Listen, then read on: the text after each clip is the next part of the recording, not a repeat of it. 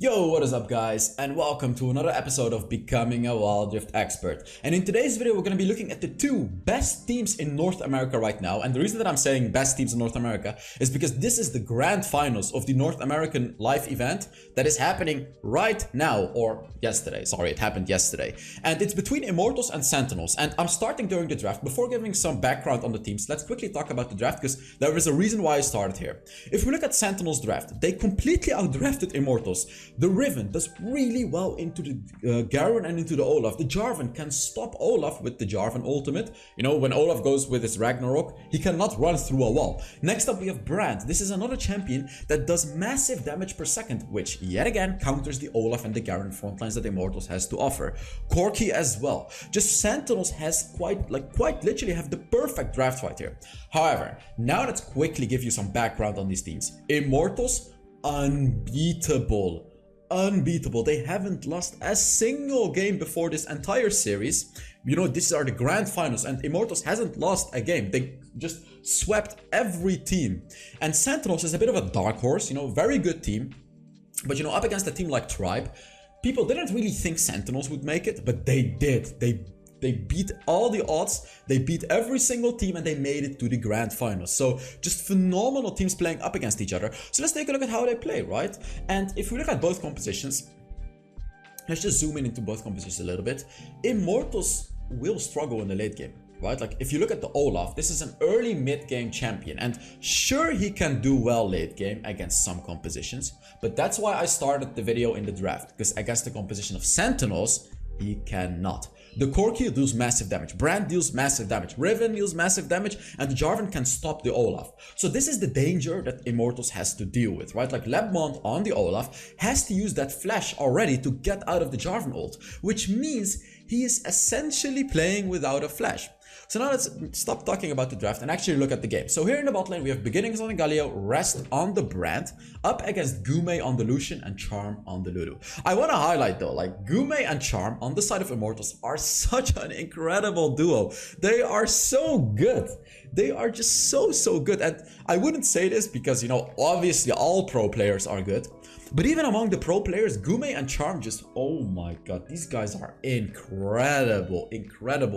So the way that Immortals plays, you know, I'm gonna tell you guys how these teams play so you can understand a bit better why they make certain decisions, because this is completely different from any other region, right? Like EU plays very strong Baron lanes, you know, they go for the Camille's, the Fioras, the Graves, they play around the Baron lanes, and we see other regions roam around a lot.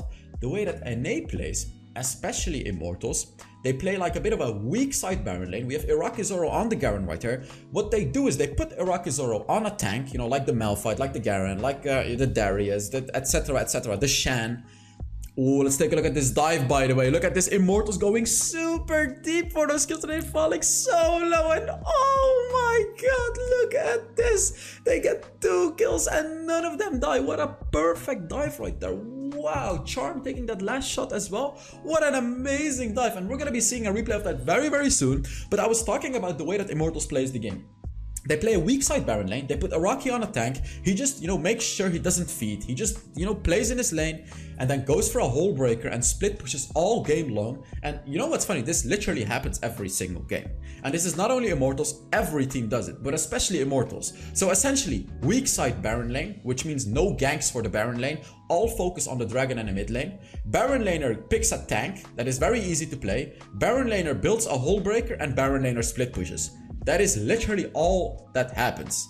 So it may sound stupid, but it works like a charm. Get it? It works like a charm. And then Charm on the Lulu as well. He's gonna show you a whole different kind of perspective on the Lulu. A whole different playstyle. Because we all know Lulu as an enchanter. But no spoilers, but he's gonna show you a whole different side of Lulu. So, NA also likes to roam around with the supports, and obviously this is the best, well, I'm saying obviously, but it's not obvious, this is the best way to play supports. I make a lot of support videos on my YouTube channel as well, and recently I actually hit Challenger, only playing support, you know, exclusive support gameplay, and I learned a lot from these supports, right? Like, as you can see, Charm and Beginnings are roaming to the mid lane now. Why? Test your knowledge. This is the test your knowledge for today. Why are both Charm and Beginnings on the support role, both simultaneously rotating to the mid lane? Is this coincidence? Why would they do that? Put it in the comments test your knowledge. There's multiple reasons, and if you get one of them right, you've already succeeded. So pause the video right now, test your knowledge, put it in the comments. I'm gonna reveal it right now. So there's multiple reasons. Reason number one, Rift Herald and Dragon are spawning, right? They want to be around the Rift Herald and the Dragon, as you can see. Reason, oh, what a beautiful dive, by the way. That was amazing. But reason number two, they want to be able to push out waves so their mid laner can backport as fast as possible. Essentially, the one answer is priority. You want to have lane priority. You know, I'm giving all these reasons, but it's about lane priority. You want to be able to push out your wave, shove out your wave, poke out the enemy so you can backport before the enemy and make the enemy lose a lot of gold and time, and you're going to be faster at the Rift Herald and the Dragon. That is why, and that is why these teams do it, and it's not coincidence at all. So here we can see both teams trading objectives, and I like it for Sentinels. Oh, look at Mali. Oh my god, he just destroys Iraqi Zoro on the Garen right there. I thought it was a wasted package, but he just goes for it and gets the kill. What an amazing dive right there. But what I was gonna say is the reason that this is good for Sentinels is because they outskill Immortals. They will be able to push a Baron lane turret, they will be able to push a turret, and I would recommend them to push either the mid lane or the Dragon lane, because you know, NA plays weak side Baron lane, which means you don't want to be funneling too much gold on the Baron laners, you know, because it's a Jarvan and a Garen anyways, these are tanks. You want to be funneling gold on the Brand, you want to be funneling gold on the Corki, you know. Rest and Mali are the ones that are going to carry the game for Sentinels. So what I'm expecting to see from Sentinels, now that they have the Rift Herald, is for Sheesh on the Riven to be either putting it down in the mid lane, the Rift Herald, or in the bottom lane, and you know, funnel a lot of gold for Rest and Mali. Let's actually see what happens, because I don't really remember it. We can see beginnings actually constantly roam around, by the way. This is a thing that Galio is very, very good at because of his second ability. As you can see, the taunt provides a lot of value. And right here, they're doing a full engage on Iraqi Zoro, which is actually a mistake. Iraqi Zoro perfectly playing his role as a tank, you know, soaking up all the damage. He did die regardless, but Sentinels fell in a bit of a trap right there because they hard focused Iraqi Zoro. So let's actually take a look at the replay of that fight and talk to you why that happened. So here we can see Sentinels approaching the team fight, and this is why this weak side Baron lane tactic is so good, because let's take a look at Iraqi Zoro right there on the Garen. He engages. It may look like he's in a bad position, but he's not, because he's a tank. He soaks up so much damage, kills the Riven. Sure, he actually dies because Rest does an amazing job on the Brand, who does a lot of damage to champions like the Garen, but he did a phenomenal job frontlining, and this will only get better in the late game. Like, even though Immortals composition becomes weaker in the late game, Iraqi Zoro on the Garen is gonna be a massive problem for Sentinels, because if they fall into the trap of hard focusing Iraqi Zoro on the Garen, they're gonna be wasting so many abilities, they're gonna be wasting so much damage, which is exactly the plan of Immortals, you know, and then Immortals can win the team fight. So let's actually see how Sentinels plays around this. And ooh, Sheesh is waiting right there, you know, he's deciding, ooh, should I go in or should I not go in? And the beautiful ward from Immortals, by the way, you know, revealing everyone. This is a bit dangerous for Immortals, which Immortals also understands, of course, and they're backing off. Really, really nice warding, by the way, because if we look at the map right there, we can see, oh, actually Riven is walking over it, but we can see two very, very good wards for Immortals right there. This is such, like, these are subtle things, but so unimaginably important, because right now, boom, they can see that Sheesh is on the red side, right? Like, this information is so important for Immortals, and these two wards right there essentially allowed them to just stay alive right there, because they knew that beginnings was roaming around. They knew everything that was happening right there.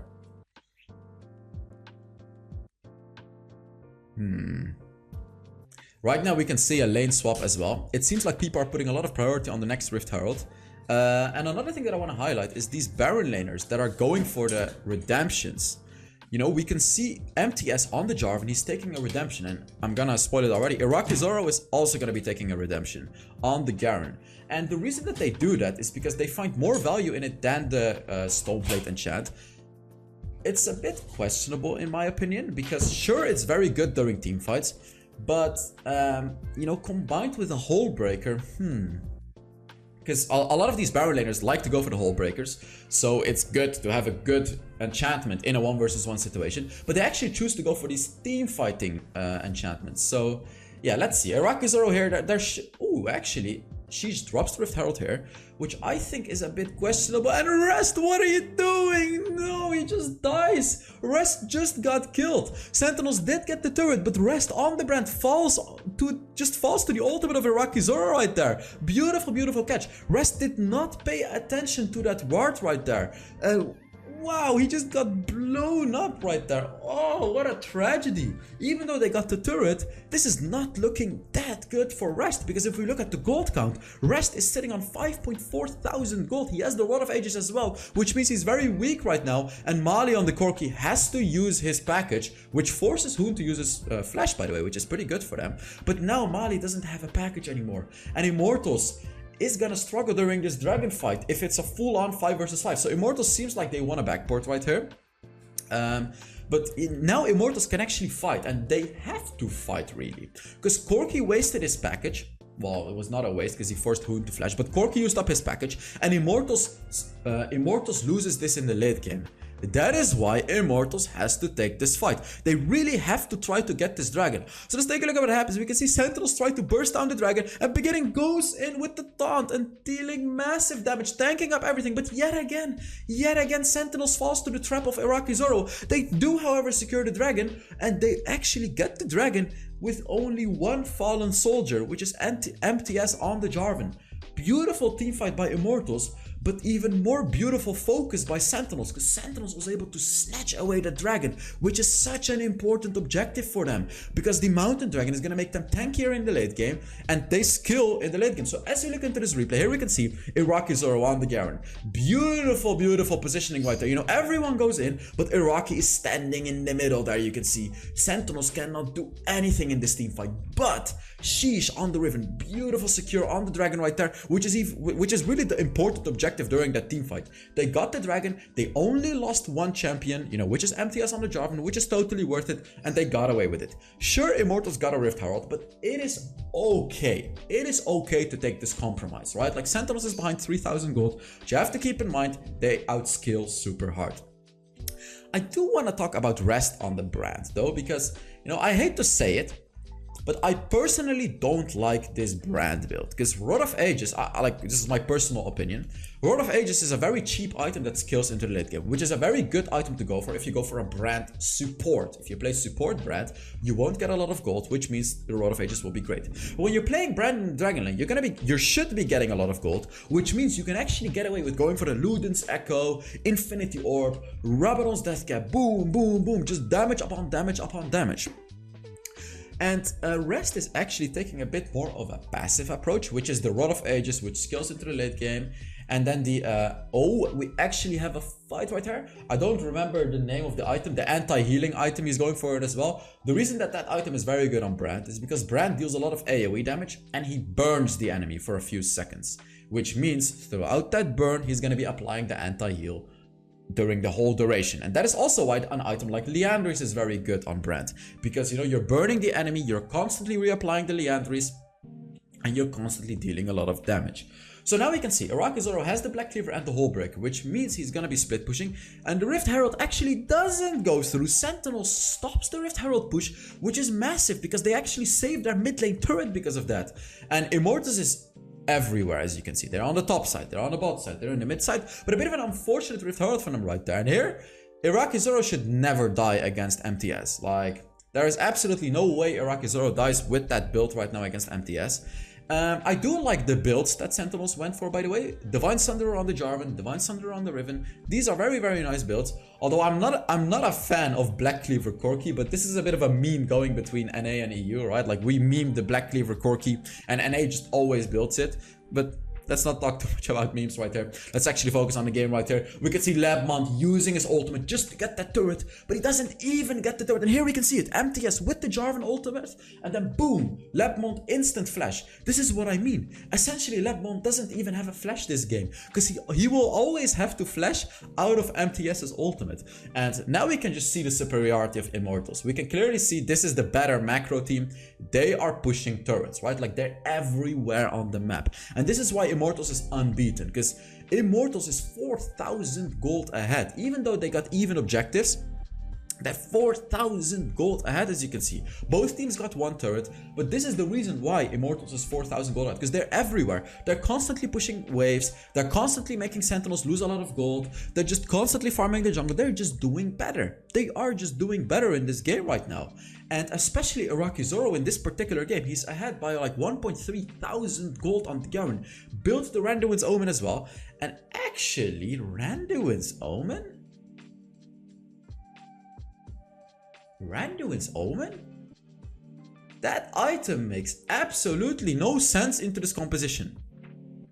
Randuin's Omen is a very good item against attack speed heavy compositions and crit heavy compositions. If we actually look at Sentinels, only Corki deals crit damage and only Corki wants attack speed.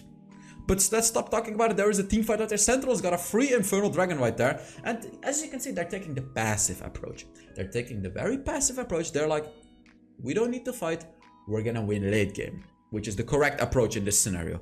But again, I have no idea why Iraqi Zoro would go for the Randuin's Omen right here. I would love to hear an explanation because it makes absolute zero sense in my opinion. He would be much better off going for an item like the Deadman's Plate, which would allow him to roam around a lot, or the Starrick's Cage, which would make him very tanky. Randuin's Omen is just... I don't know. But enough about that. We can see Rest on the brand finally picks up his Liandry's, which is a phenomenal item for him right now. This is an amazing item on brand because he, especially with that ultimate, guys, he's going to be able to apply that Liandry's on everyone. He's going to be able to apply the anti-healing on everyone for like 7 or 8 seconds because his abilities burn the enemy for 3 seconds and then Liandry's burns the enemies for another few seconds, which means anti-healing gets applied all the time.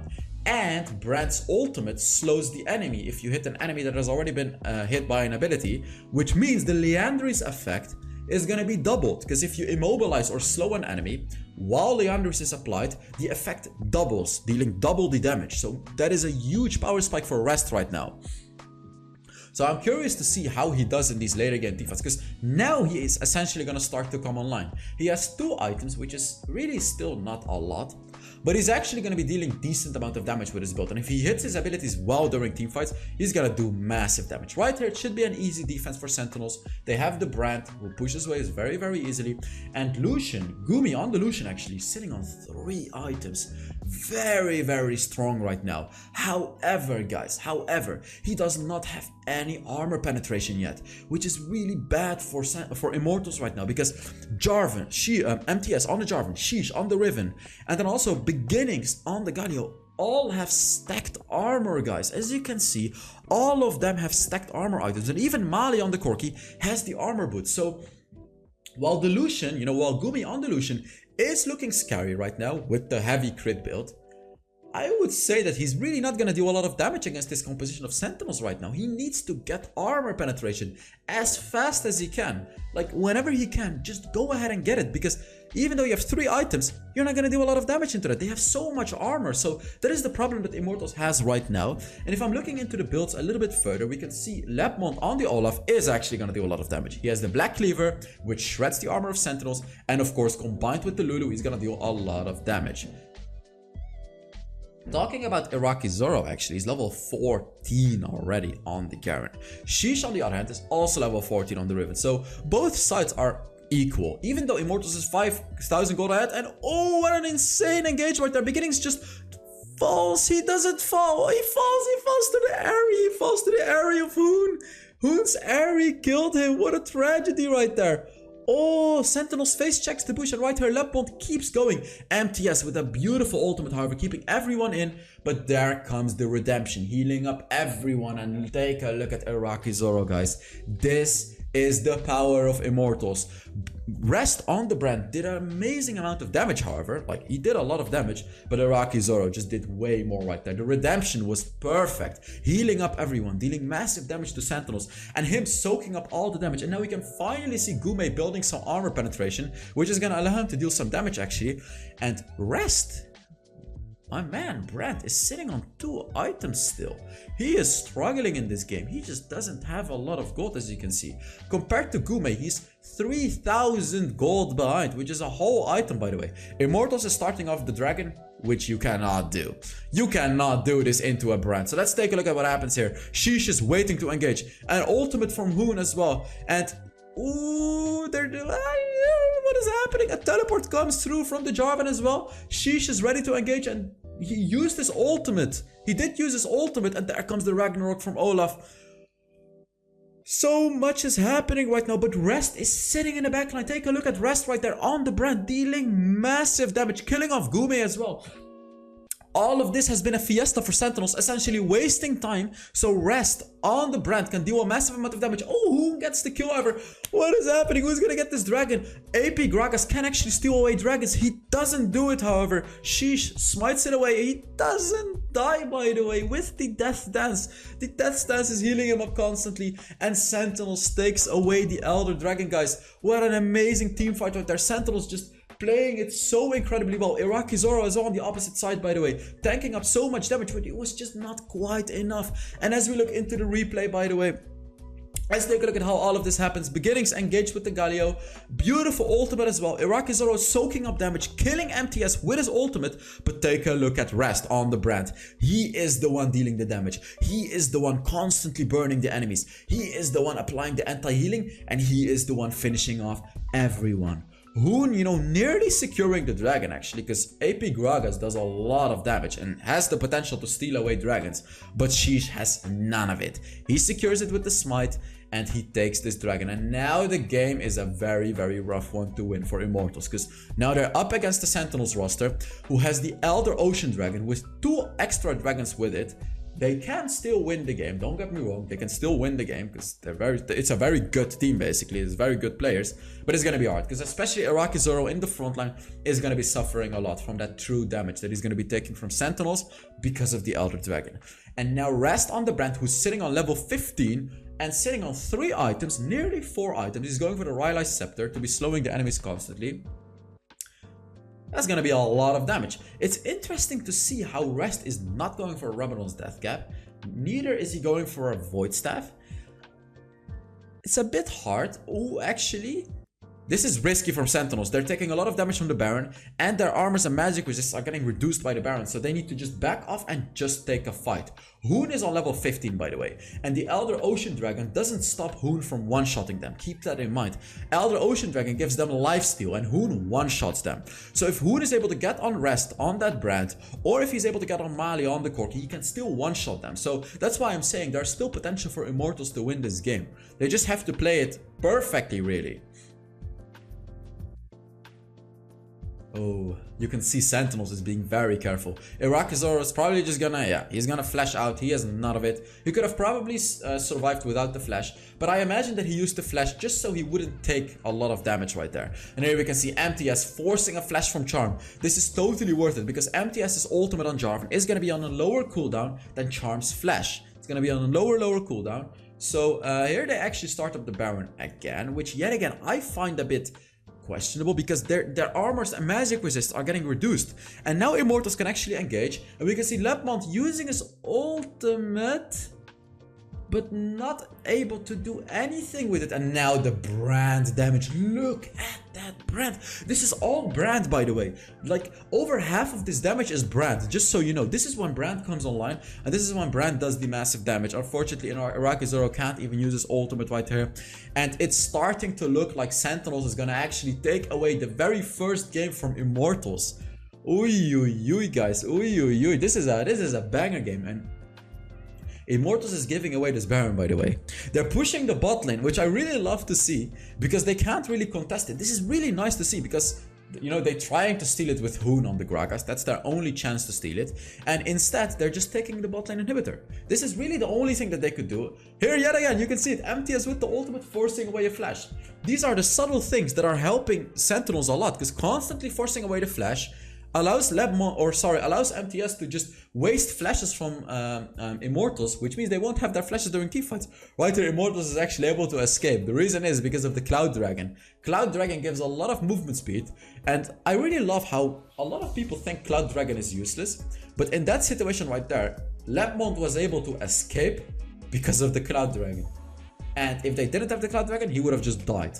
That is the importance of Cloud Dragon. It makes you 5% faster, 10% out of combat, by the way, which allows you to win in situations like that. So all Sentinels has to do right now, they have the Elder Dragon, they have the Baron, just push 2 or 3 lanes. Don't take a fight, just push. Just play it passively and push. So let's take a look at what they actually do. We can see Mali, you know, he's doing exactly this. He's just damaging Araki, making sure Araki takes the true damage. And we can see mid lane and the bot lane are getting pushed.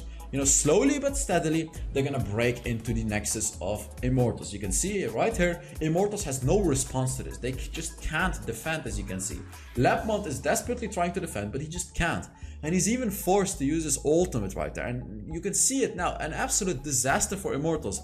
2 turrets have been taken. They're just trying to defend against the Baron minions. They're trying to defend against the Elder Dragon, but they very likely cannot. Sentinels is just pushing, hammering into the nexus, and they're gonna get it, guys. Sentinels takes the game against Immortals. The very first game has been taken from Immortals. This is the very first loss and the beginning of the series.